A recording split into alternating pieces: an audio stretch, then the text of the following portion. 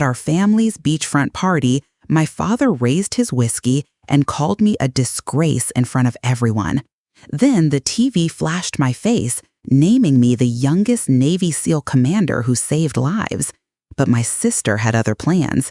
She wanted my glory, and I was about to lose everything. My name is Emily Carter, 32, the youngest commander in the Navy SEALs. Tonight, my father reminded me that in this family, my victories are invisible unless they serve their story. It was a sticky July evening in San Diego, the ocean breeze weak against the heat, the air thick with grilled shrimp and laughter. Our family's villa glowed with fairy lights, star-spangled banners draped like a patriotic postcard. Guests sipped rosé, their voices bouncing off glass doors. Kids darted across the sand, weaving through cocktail tables. I wore a black tank top, cargo pants, boots scuffed from training, out of place among linen dresses and tailored blazers. My sister, Jessica Carter, a rising lawyer, stood by the fire pit, her silk dress catching every eye as she spun tales of courtroom wins. Guests nodded eagerly, hanging on her words. She was their star. I glanced at my mother, Susan Carter, arranging shrimp skewers with surgical care. "Hey, Mom," I said. She looked up, her smile tight. "Hi, honey. Grab some dessert before it's gone." She turned away, quick as a door shutting. Then my father, Michael Carter, stood, whiskey glass gleaming under the lights. The patio hushed. His voice, honed by years of real estate deals, cut through the crowd. "A toast," he said. Phones dropped, eyes locked on him. He raised his glass to Jessica. "To my daughter, Jessica Carter, who's made the Carter name shine." Cheers erupted, glasses clinked. Then he turned to me, his eyes cold, unyielding. "And my other daughter, her choices are her own burden." No name, just a dismissal that sliced through the applause. Silence fell, sharper than any gunshot I'd faced. My chest tightened, every guest's gaze slipping away, a kid staring mid-bite, Jessica smirking into her wine. I wanted to vanish. Then the bar's TV, playing baseball highlights, flickered. A CNN banner flashed, Department of Defense confirmation. My face filled the screen, in SEAL combat gear. My name, my rank, Commander Emily Carter, 32, mastermind of a covert Pacific op. The silence deepened. My father's glass froze, whiskey trembling. Jessica's smirk faded. I didn't smile. I felt hollow, like diving into a void. They saw me now, not as family, but as a disruption.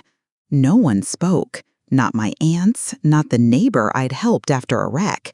The TV listed my role in stopping a rogue vessel. Still, no one said a word. I walked to the villa, boots heavy on the deck, each step carrying years of fighting for a place here. Inside, a photo wall showcased Jessica, Yale Law, shaking hands with a senator, smiling at Dad's gala. My face was nowhere. In the kitchen, my peach cobbler sat untouched, like me, unseen. The glass door slid open. "You didn't need to storm off," Susan's voice came, strained. "I didn't," I said, quiet but firm. "I walked." She sighed, twisting her necklace. "Your father didn't mean it." I laughed, sharp. "He didn't say my name, Mom." She stayed silent. "I'm a SEAL commander," I said, turning to her. "I've saved lives, led missions, but I'm never enough, am I?" She stepped forward. I stepped back. "You don't have to prove anything," she said, but I did, always had. This wasn't just a bad night. It was their truth, and I was done chasing their approval.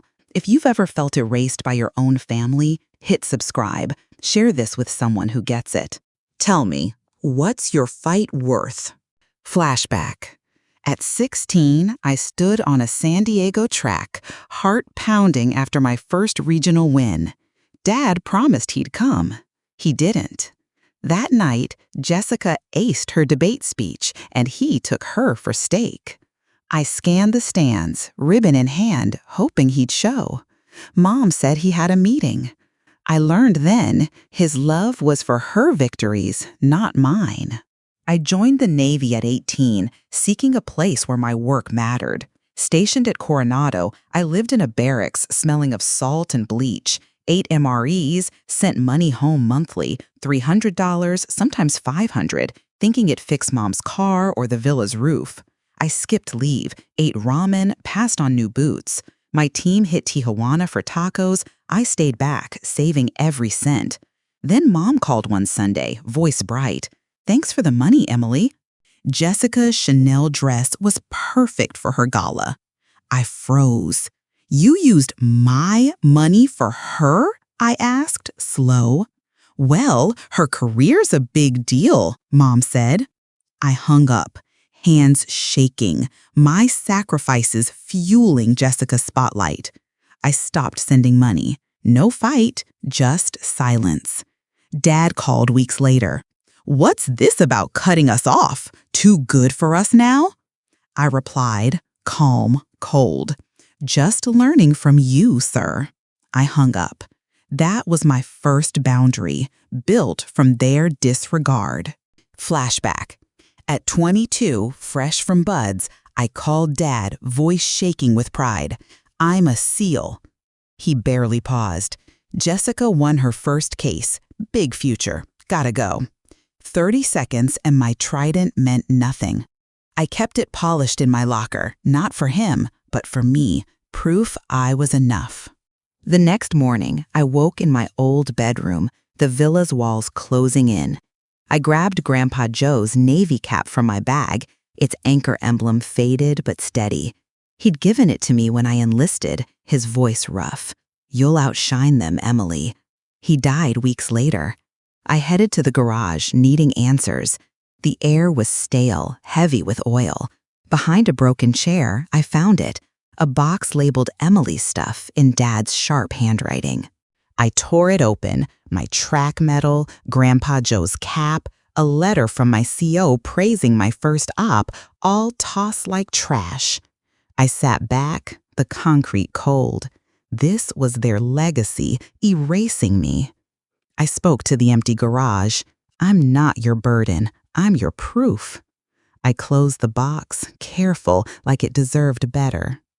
Back in my room, I set it by the bed. I wasn't fighting for their table anymore. I was fighting for my truth. The morning after the party, I woke to waves crashing outside the villa, their rhythm a faint echo of last night's silence. I didn't stay in that sterile bedroom with its mocking live, laugh, love sign. I grabbed Grandpa Joe's Navy cap, tucked it into my backpack, and headed to the garage. That cardboard box labeled Emily's stuff pulled me back, like I needed daylight to confirm its sting. The air smelled of oil and dust, sharp with neglect. I knelt, opening the flaps. My track medal glinted, ribbon frayed but intact. Grandpa Joe's cap sat creased, its anchor faded. A letter from my first CO, praising my training op, was smudged, crumpled. I traced the cap's edge, hearing Joe's voice, "You'll outshine them, Emily."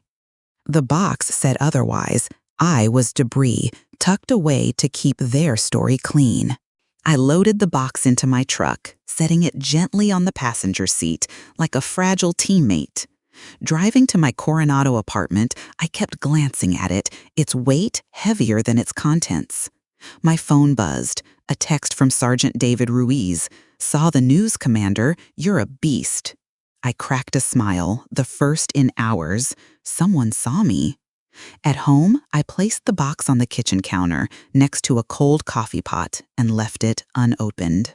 I had a briefing at the base soon, a debrief on our Pacific op. Showering, I couldn't shake my father's voice, his toast to Jessica, his cold dismissal of me.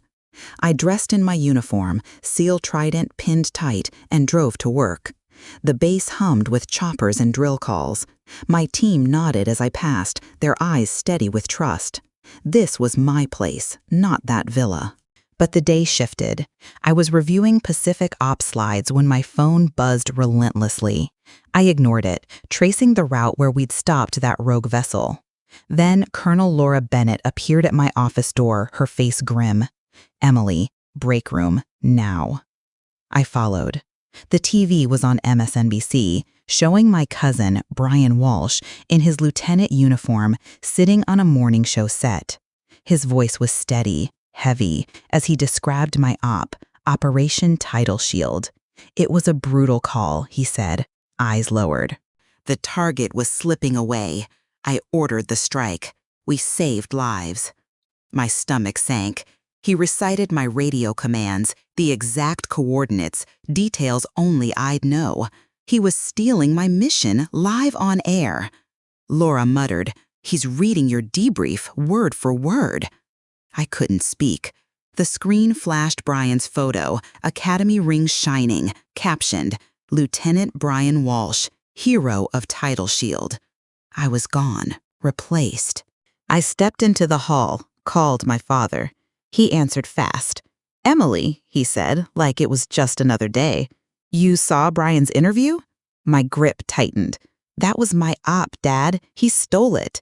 He sighed, annoyed. "I told him to take it. He needed a boost for his career. It's good for us, for the family name. You're a commander. What's the harm?" Harm? He'd erased me. "This isn't sharing," I said, voice low. "It's theft." He scoffed. "Don't make it about you, Emily." I hung up, hands trembling. This wasn't just betrayal. It was calculated. Brian wasn't alone. I opened my laptop, rewatched the clip. Comments poured in, praising Brian's courage. Then a military blog post appeared. Title Shield's rising star, Brian Walsh. The slick phrasing, the polished quotes, it was Jessica's work. She'd always known how to twist a story, and now she'd twisted mine. I sat in my office, lights buzzing, walls closing in. My phone pinged. Laura sent a link. Another article citing Pentagon insiders confirming Brian's role. Jessica's network, her media contacts, were burying me. I slammed my laptop shut, pulse racing. Every scar I'd earned, every night spent planning that op, was now their PR fuel. Not from enemies, but from my own blood. I thought of Grandpa Joe's cap, his faith in me. I wasn't letting them rewrite my life. Then the email hit at 0700. Subject, suspension pending review.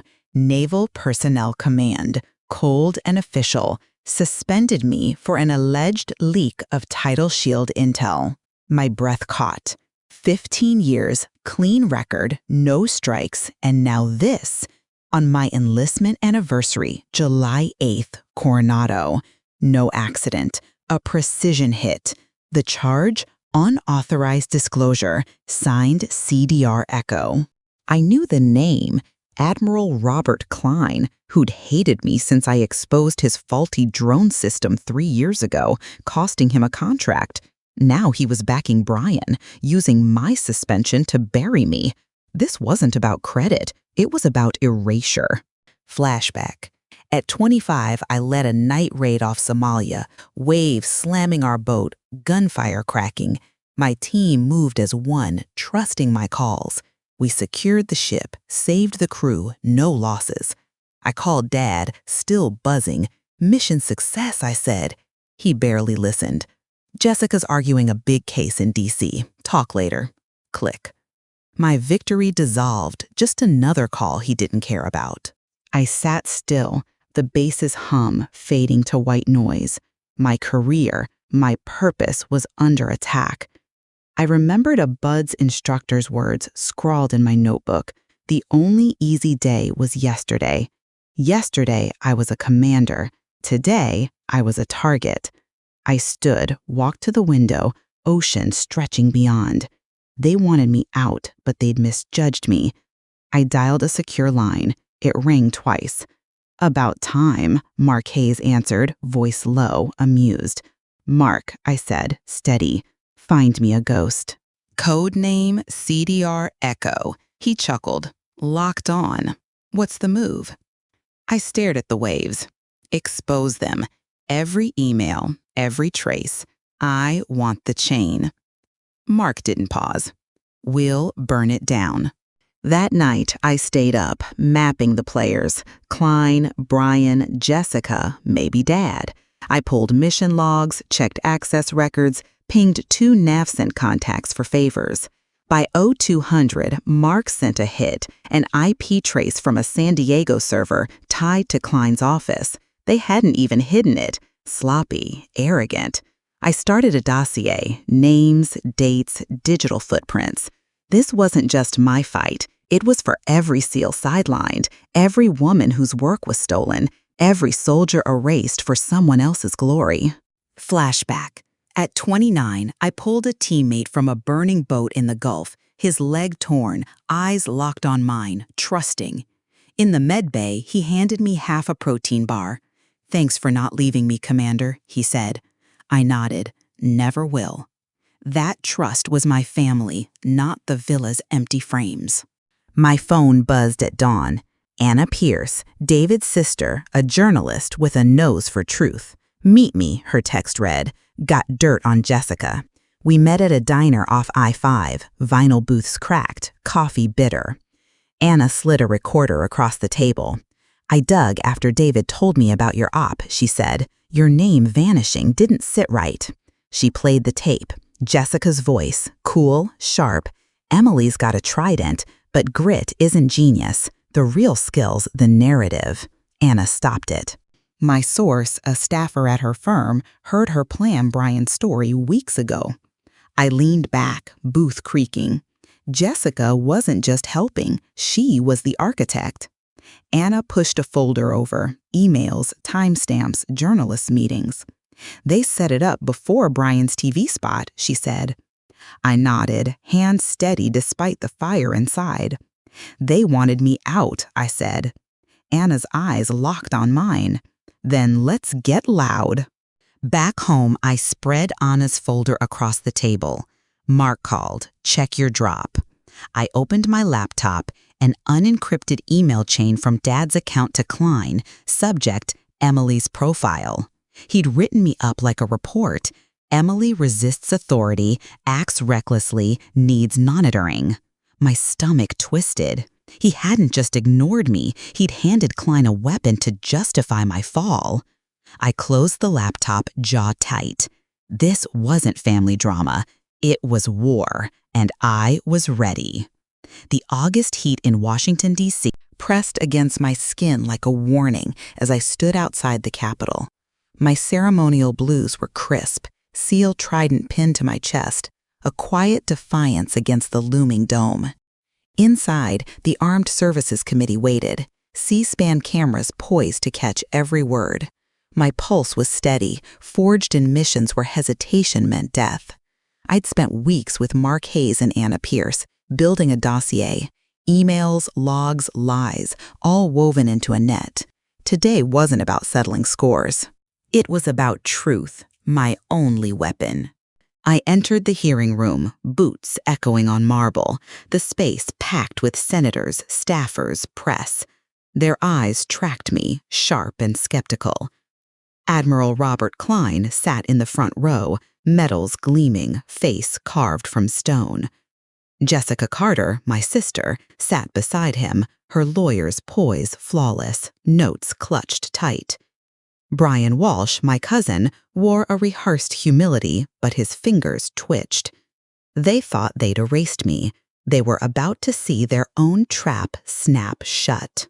"The senator from Virginia opened the session. Commander Emily Carter, you've requested this opportunity to address grave allegations. Proceed." I nodded, adjusted the mic, let silence settle. 15 years I've served in shadows, I said, voice clear, cutting. I've led missions, saved lives, carried this uniform's weight without chasing glory. I only asked for truth, but truth was too heavy for some. The room held its breath. I signaled the staffer. The screen lit up with Brian's MSNBC interview, his voice claiming, "My Pacific op, my orders, my calls." Then I played the mission audio, raw, my voice sharp through static, directing the strike that stopped the rogue vessel. Brian's name didn't exist. A murmur stirred the gallery. I raised a hand. Lieutenant Brian Walsh wasn't there, I said. He stole my story and sold it to America. Klein's jaw tightened, his metals glinting like armor. I pressed on. He had help. The screen showed an email chain, Klein to Brian, no encryption, reckless. In exchange for media cooperation, I read, you'll secure an intelligence post contingent on public outcomes. I paused, letting it land. A bribe for a lie, trading my work for his career. Brian's humility cracked, his hands fidgeting. I turned to Jessica, my sister, Jessica Carter, senior partner at a top firm. I clicked the remote. Metadata flashed, her meetings with defense reporters, timed before their articles crowned Brian and buried me. Anna's recording played next.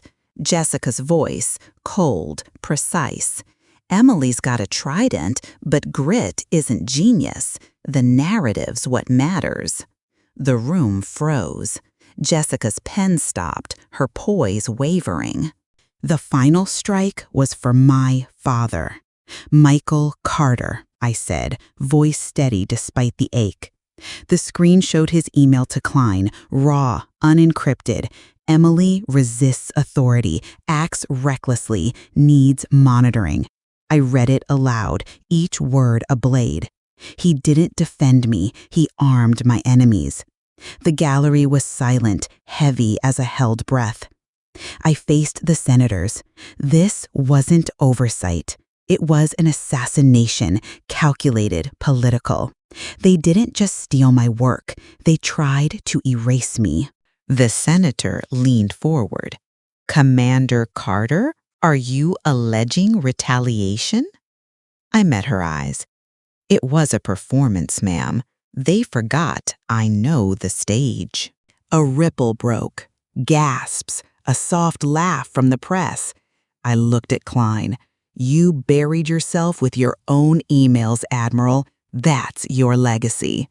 To Jessica, you hid behind lies because you couldn't face me. That's yours. My father wasn't there, but his shadow was. You taught me leadership is sacrifice, I said to the air. You sacrificed your daughter for a headline.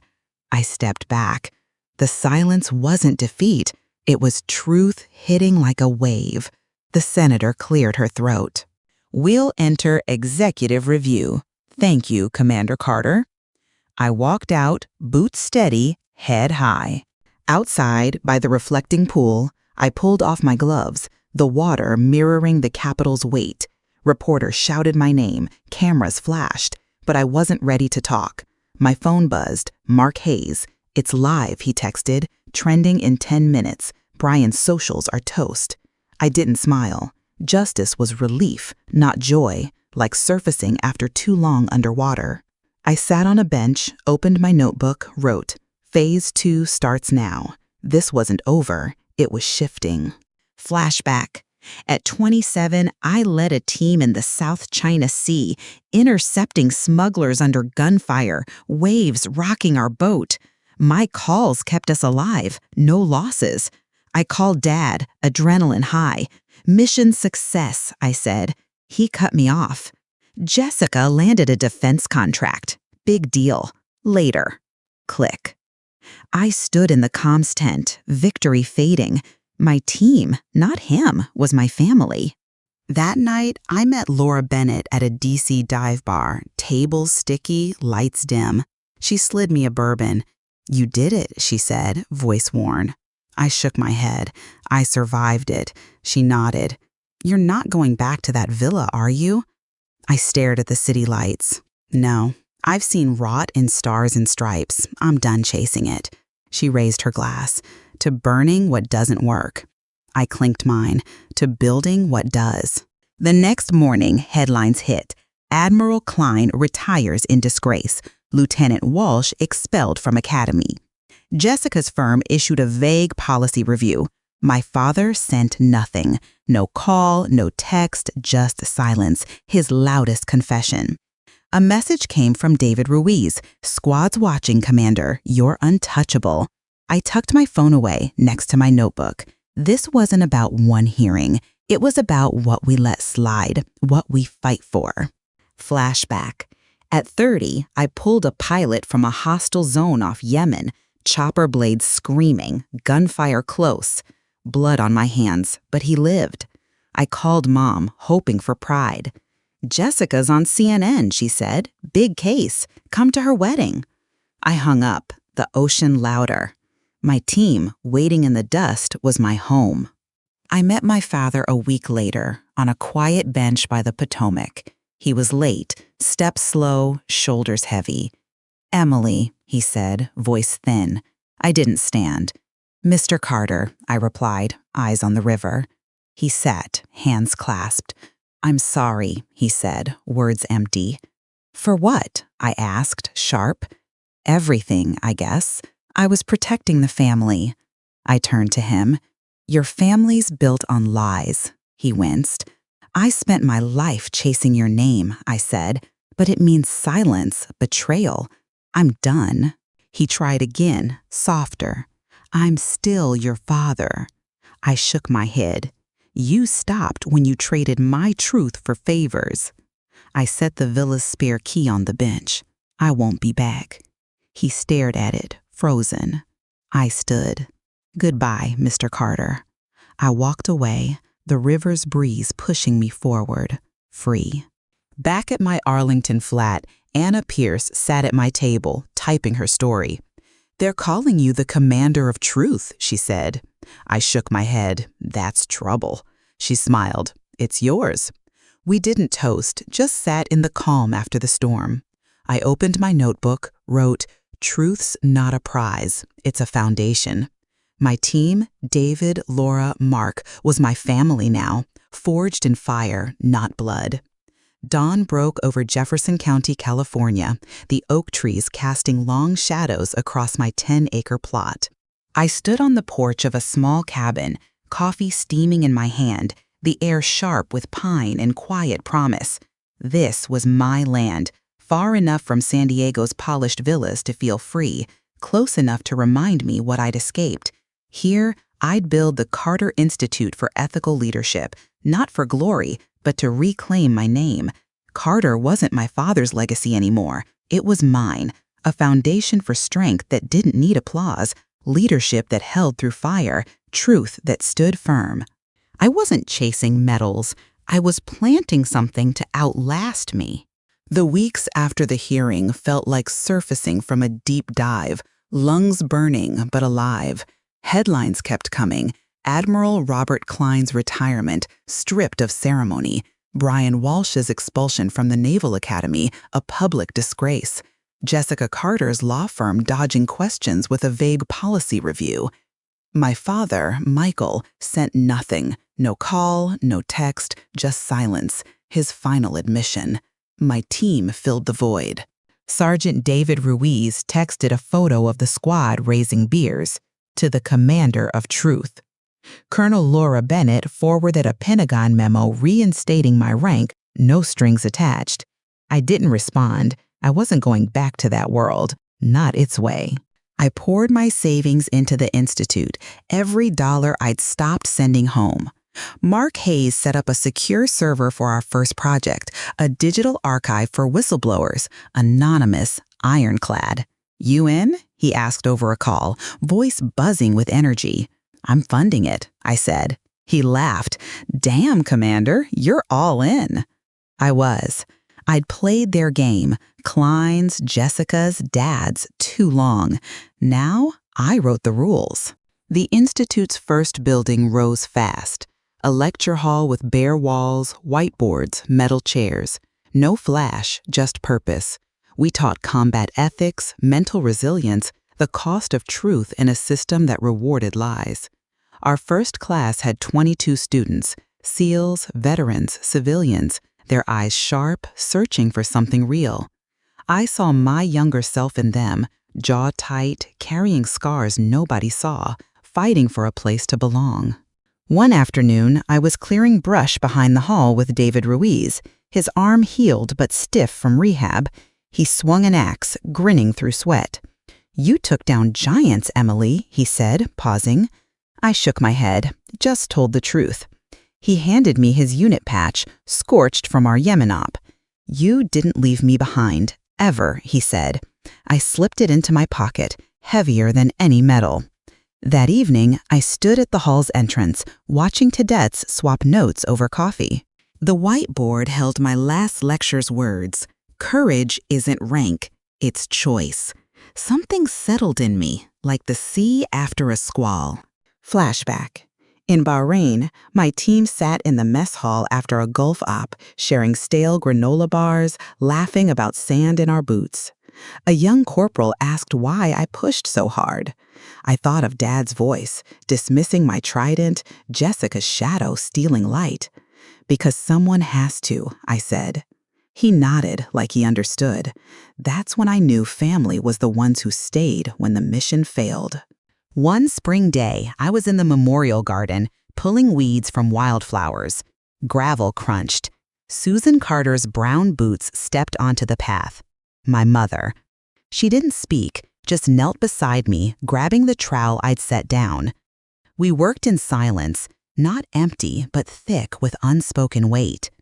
When the last weed was gone, she looked at me, eyes wet, voice low. "I failed you, Emily," she said. "I saw you fighting, saw them push you aside, and I stayed quiet. I thought it kept us together." She reached into her coat, pressed my first track medal into my palm, polished, ribbon smooth, like she'd held it close. I kept this, hoping one day I'd be brave enough to give it back. I closed my fingers around it, the metal warm, familiar. "I want it to be enough," I said, voice steady. "But you chose their story over mine." She nodded, tears falling. "I know, and I'll carry that."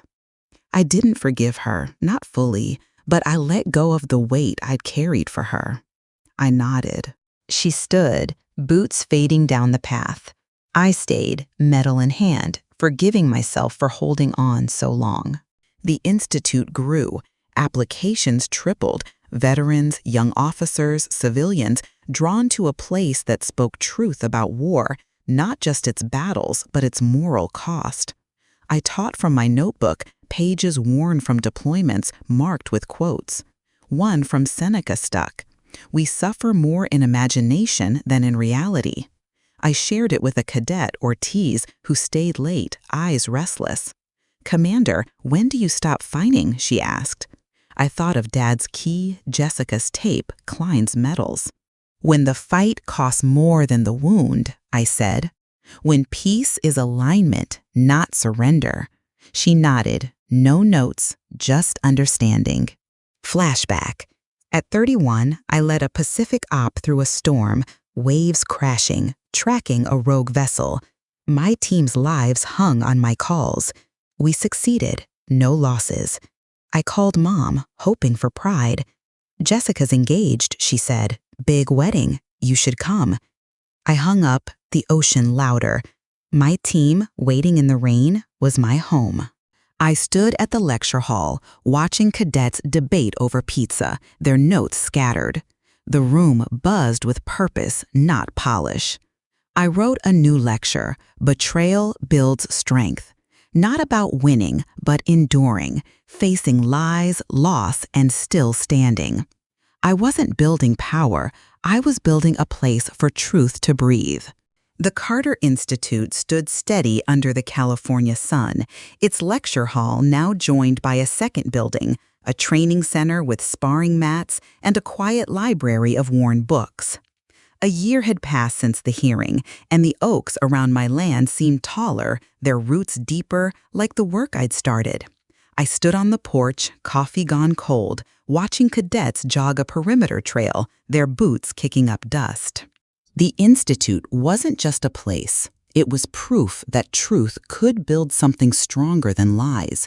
We'd trained over 100 students, SEALs, veterans, civilians, all learning to lead without ego, to carry the weight of war's moral cost. I wasn't chasing my father's approval anymore. I was shaping a legacy that didn't need his name. The headlines had faded, but their echoes lingered. Admiral Robert Klein was a footnote, his career buried under his own arrogance. Brian Walsh had vanished from the Navy, his academy expulsion a quiet scandal. Jessica Carter's law firm had cut ties, citing ethical concerns, and she'd retreated to a smaller practice, her name no longer in bold. My father, Michael, stayed silent, his absence louder than any apology. My team filled that space. David Ruiz, now leading PT sessions at the Institute, sent me a grainy video of the squad reenacting my hearing testimony, laughing as they mimicked my mic drop. Laura Bennett called weekly, her voice steady, checking in like family. Mark Hayes kept our whistleblower archive running, its server humming in a basement nearby. They were my home, forged in trust, not blood. But Jessica wasn't done. A letter arrived one morning, her cursive sharp on cream stationery. I opened it, expecting another request for favors, but it was different, a challenge. She'd been invited to a defense conference in San Diego, a panel on military ethics, and she'd named me as a co-speaker, unasked. "Let's set the record straight," she wrote, her tone polished but barbed. "The Carter name deserves clarity." I recognized the move. She wanted the stage, a chance to rewrite her story, maybe mine. I sat at my desk, letter in hand, the Institute's hum outside my window.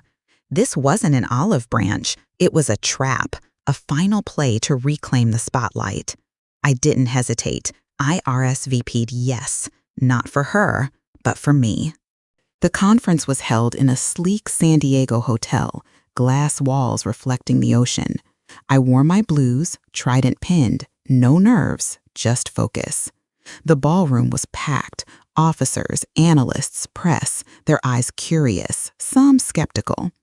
Jessica sat at the panel table, her suit tailored, her smile practiced.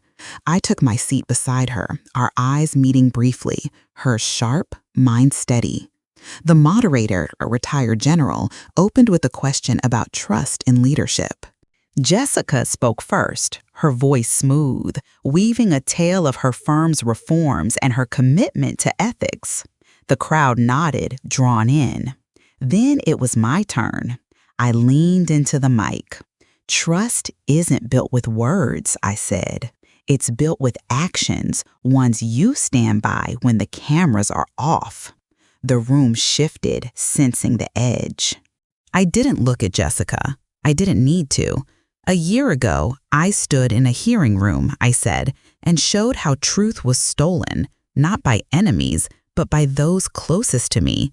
I clicked a remote. The screen behind us played a clip, not the hearing, but Anna Pierce's latest story, aired on PBS, detailing Jessica's role in spinning Brian's lie. Her voice came through. "Grit isn't genius, the narrative's what matters." The crowd stirred, whispers rising. Jessica's smile froze. I kept going. "Leadership isn't a headline. It's carrying the cost of truth even when it burns." I paused, letting it land. I built an institute to teach that. My sister built a story to bury it. The room was silent, eyes locked on me, a few heads nodding. Jessica's hands gripped her notes, her poise cracking. The moderator tried to move on, but the air had changed. A young officer in the crowd stood, voice firm. "Commander Carter, how do you rebuild trust after betrayal?" I thought of Grandpa Joe's cap, David's patch, Susan's tearful words in the garden. "You don't rebuild with the ones who broke it," I said. "You build with those who show up." The crowd clapped, not loud, but steady, real. Jessica didn't speak again. When the panel ended, she left without a word, her heels clicking fast. I stayed, answering questions from cadets, reporters, even a general who shook my hand.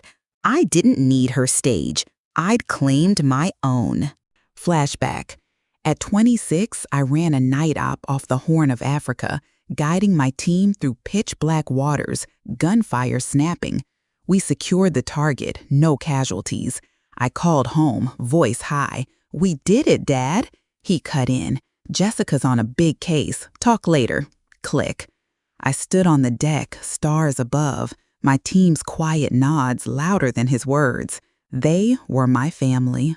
Back at the Institute, I walked the grounds, the oaks whispering in the evening breeze. The library shelves held my old books, Aurelius, Seneca, Epictetus, their pages marked from deployments. One quote, scrawled in Bahrain, stayed with me. "You have power over your mind, not events." I taught it to my students, not as doctrine, but as a choice to live with principle when the world demanded less. The Institute had grown to 3 buildings, with a 4th planned, a dorm for visiting cadets. Applications kept coming, from kids fresh out of boot camp to grizzled veterans, all drawn to a place that didn't shy from war's truth. One evening, I visited David Ruiz at a rehab center, his 4th surgery done. He grinned, pain in his eyes but spirit unbroken. "You're changing things, Emily," he said, handing me a folded cloth, a seal patch from our last op, edges frayed. "Keep it, you earned it." I slipped it into my coat, next to his unit patch, my throat tight. "We're changing things," I said. He nodded, no words needed. Back at the Institute, I stood in the lecture hall, cadets gone, the whiteboard still marked, "Honor is not inherited, it is built." I wrote a new lecture that night, "Truth Outlasts Lies," not about victory, but resilience, facing betrayal and choosing to stand. Flashback. At 32, I led a rescue in the Pacific, pulling a wounded teammate from a sinking boat, waves crashing, blood on my hands. In the med bay, he handed me half a protein bar, voice rough. "Thanks for not leaving me, Commander." I nodded, "Never will." That trust was worth more than any villa dinner. The next morning, I sat with my notebook, open to a fresh page. I wrote, "Let them keep their stories. I'll keep my truth." I didn't go back to the Pentagon or the villa. I stayed here, where mornings began with coffee and cicadas, where cadets cleared trails and debated ethics over cold pizza. The Institute wasn't just a school. It was a sanctuary for those who'd carried invisible wounds, who'd fought and been forgotten. One cadet, Ortiz, lingered after class, her eyes sharp. "Commander, how do you know you've won?" she asked. I thought of Jessica's letter, Susan's tears, the key on that Potomac bench. "You don't win," I said. "You build, and you keep building." She nodded, like she got it. That was enough. The stars were clear above Jefferson County, unbothered by the past. I walked the perimeter, boots steady on the dirt, thinking not of battles or hearings, but of what lasted, truth, choice, the quiet strength of those who showed up. I wasn't my father's daughter anymore. I was Emily Carter, and this was my home.